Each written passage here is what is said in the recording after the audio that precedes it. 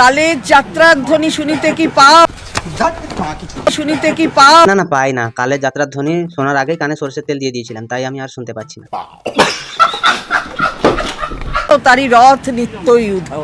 কি ডায়লগ, কি আরো এখনো বলে যাচ্ছে। মুখপুরীর কোনো রকম কোনো লজ্জা শরম কিছুই নেই। যদি থাকতো তাহলে এরকম কথা বলতো না। ইনারা আসলে পশ্চিমবঙ্গের মানুষকে বোকা বানাতে বানাতে এমন একটা পজিশনে গিয়ে পৌঁছে গেছে, যেখানটা ইনারা ভাবছে কি মানুষকে আমি যা বোঝাবো, ক্যামেরার সামনে যা বলবো মানুষ তাই মেনে নেবে। বলেন কি? এখন তো বর্তমান সরকার তোমার কথা মানছে না, পরে কি হয় সেটা তুমি খুব ভালোভাবে মিলিয়ে নেবে। এখন তো ঋতব্রত তার দল ভারী করার জন্য একে তাকে টানছে, তারপরে যখন ইডির রেটটা পড়বে তখন কিন্তু তোমাদেরকে দল থেকে কেড়ে ফেলতে পারলেই সে বেঁচে যাবে। তবে একটা কথা, মমতা ব্যানার্জি তিনি যদি না হারতেন এবারে, তাহলে হয়তো তিনি তার দলে আশেপাশে থাকা এই যে বিভীষণগুলোকে তিনি চিনতে পারতেন না। কারণ তারই ঘরে থেকে তারই সব রকম সুযোগ সুবিধা ভোগ করে পশ্চিমবঙ্গের মানুষের টাকা লুটে এখন সবাই সতী সাজতে চাইছে। তাদের মধ্যে চন্দ্রিমা দেবীও অন্যতম। মাদারের বাচ্চা। আমি যেখানে ছিলাম সেখান থেকে আমি পদত্যাগ করেছি, সেই পদ থেকে, এবং যাবতীয় পদ থেকে পদত্যাগ করেছি। এই চন্দ্রিমা দেবী, যাকে মমতা ব্যানার্জি সব থেকে বেশি ভরসা করতেন, যাকে সব থেকে বেশি আদরের ভাবতেন, সেই চন্দ্রিমা ভট্টাচার্য, যিনি অর্থমন্ত্রী করে রেখেছিলেন যাকে, তিনি এখন উল্টো সুরে গান গাইছেন। এবং এই যে লোকগুলো, এরা কখনো কোনোদিন কারোর হয়নি আর হবেও না। এরা হচ্ছে, এনাদের জন্মগত রোগ আছে যে এনারা এক পাতে আজ খাবেন, কাল অন্য পাতে, পরশু অন্য পাতে, এরকম অন্য পাত পেড়ে পেড়ে খেয়ে খেয়ে এনারা বেঁচে থাকবেন।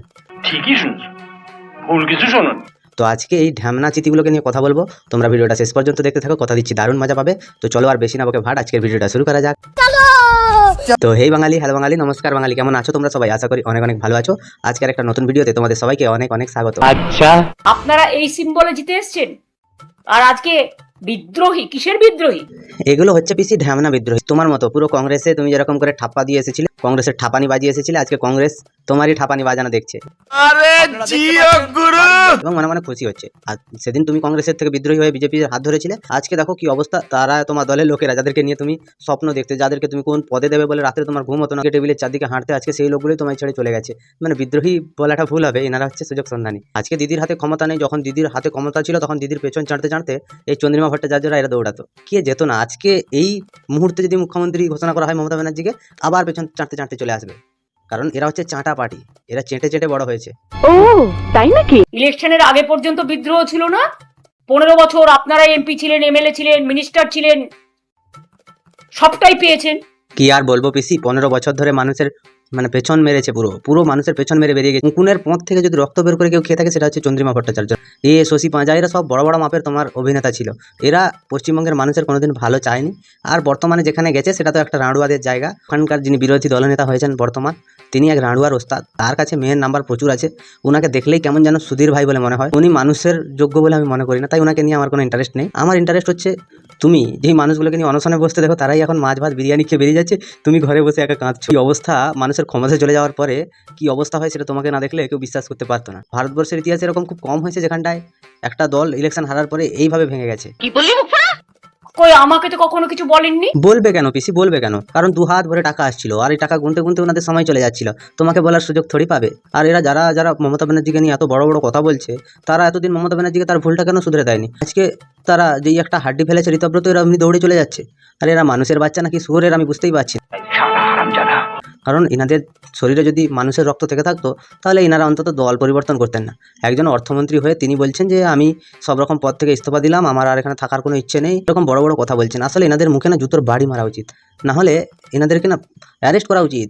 একটাই কারণে, কারণ এরা হচ্ছে বেইমানের জাত, এনাদের জাতের ঠিক নেই। আমার নিশ্চয়ই লোকে দেখেছে যে আমার অনেক ক্ষমতা আছে, আমার অনেকগুলো দপ্তর, কিন্তু সেই দপ্তরে আমার নিজস্ব মতামত নিয়ে আমার দপ্তর কতটা চালাবার ক্ষমতা ছিল, সেটা নিশ্চয়ই আমাদের শ্রদ্ধা মমতা ব্যানার্জি তিনি নিজেও জানেন। তা বলছি, যদি তোমাকে কোনো রকম কোনো কাজ করতে দেওয়া হয়নি আজকে 15 বছর ধরে, কোন পুলি মারাতে তুমি এতগুলো পদ ধরে রেখেছিলে? আরও নতুন কিছু জনকে সুযোগ দিলে তো তারা কিছু কাজ করতে পারতো। তুমি যদি না, তোমায় যদি কোনো ক্ষমতা দিয়ে থাকে, তুমি তাহলে কি মানুষের টাকা নিয়ে কোথায় পুলি মারাতে গেছিলে? এত এত টাকা নিয়ে বেতন, তুমি তাহলে বসেছিলে? পশ্চিমবঙ্গের মানুষের টাকা ধ্বংস করেছিলে? তোমাকে তো জেলে ভরা উচিত। তুমি তো কোনো রকম কোনো কাজ করোনি।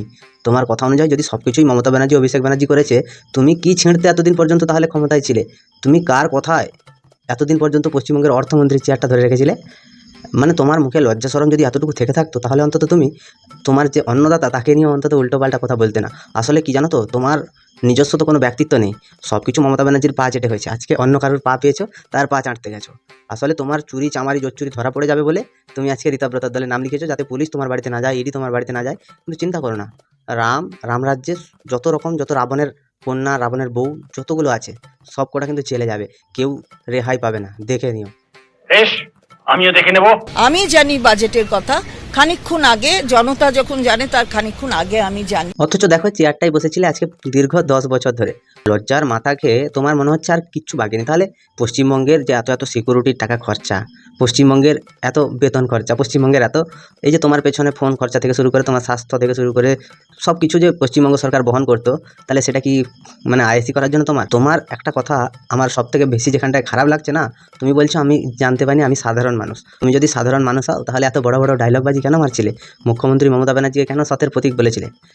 এগুলো কি চিটিংবাজি না জোচ্চুরি না চামারি? তোমাদেরকে দেখেই সালা মানুষ আর ভোট দেয়নি। মুখটাই তো পুরো একদম পুরো হনুর আর এক জাত তৈরি হয়েছে।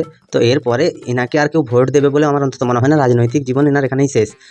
তোমার মনের ভিতরে হইল পাপ।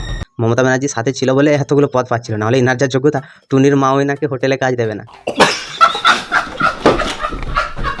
কালের নিয়মে চলতে হয় সকলকে, অন্য পথে যেতে হয় সেটা বলিনি। কোন কালের নিয়মে চলতে হয়? এতদিন কালের নিয়মে তুলি মেরে সব কটা টাকা লুটে নিয়ে তুমি এখন কালের নিয়ম মারাতে যাচ্ছ। এখন মমতা ব্যানার্জির হাতে ক্ষমতা নেই বলে তুমি এখন কালের নিয়ম মারাতে এসেছো। কোন কালের নিয়মে চলছো? চুরি চামারি চুরি করে যা কিছু তৈরি করেছে সেগুলো মানুষের মধ্যে বিলিয়ে দাও। এতদিন যত বেতন নিয়েছো সব কটা টাকা ফিরিয়ে দাও। কালের নিয়মে যদি চলতে হয় আবার নতুন করে শুরু করো।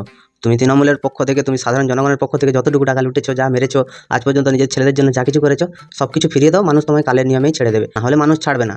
এমন পুলি মারবে যে আর জীবনে কোনোদিনকে উঠে দাঁড়াতে পারবে না। এই তো শুরু হয়েছে, এরপরে আর কত কি হবে ভগবানও জানতে পারবে না। সেটা যেখানে যেদিকে নিয়ে যাবে সময় সময় বলে দেবে। হ্যাঁ, সময় খুব তাড়াতাড়ি নিমতলার দিকে নিয়ে যাবে, আর সেই নিমতলা থেকে সোজা গঙ্গা হয়ে পুরো বঙ্গোপসাগরে গিয়ে মিশবে, আর কোথাও দাঁড়াবে না। সময়ের কালে যাত্রার ধ্বনি সেখানেই শুনতে পাবে। নিজের ছেলেদেরকে পশ্চিমবঙ্গের মানুষের টাকা মেরে দাঁড় করিয়ে দিয়ে এখন তুমি বাঁচতে চাইছো, সত্যি সাজতে চাইছো। কালের যাত্রার ধ্বনি? কোন ধ্বনির কথা বলছো? এতদিন তো মমতা ব্যানার্জির ধ্বনি শুনে শুনে তুমি নিজেকে বিশাল গুণী ব্যক্তি মনে করতে, গুণীজন মনে করতে। এখন কি হলো? এখন কালের যাত্রার ধ্বনি চেঞ্জ হয়ে গেল। তোমার সেই ধ্বনি তোমার কোথায় কি হবে তুমি নিজেও জানতে পারছো না। আমি যদি এখানে আমার কোনো কাজ করতে আসি, আমি কোথায় বসবো? কোনো জায়গায় বসার প্রয়োজন নেই, দরজার বাইরে বসলেই হবে, আর কোথাও না বসলেই চলবে। তোমার মতো মহিলাকে আর কোথাও কুকুরের জায়গাতেও বসালে আমার মনে হয় কুকুরকে অনেকটাই অপমান করা হবে। কারণ কুকুরের থেকেও যদি নিম্ন প্রজাতির কোনো প্রাণী থেকে থাকে, কুকুর তো অনেক প্রভুভক্ত হয়, তার থেকেও নিম্ন যদি কোনো প্রজাতি থেকে থাকে সেটা হচ্ছে তুমি। আর তোমার বিকল্প এই পৃথিবীতে আর কিছু নেই।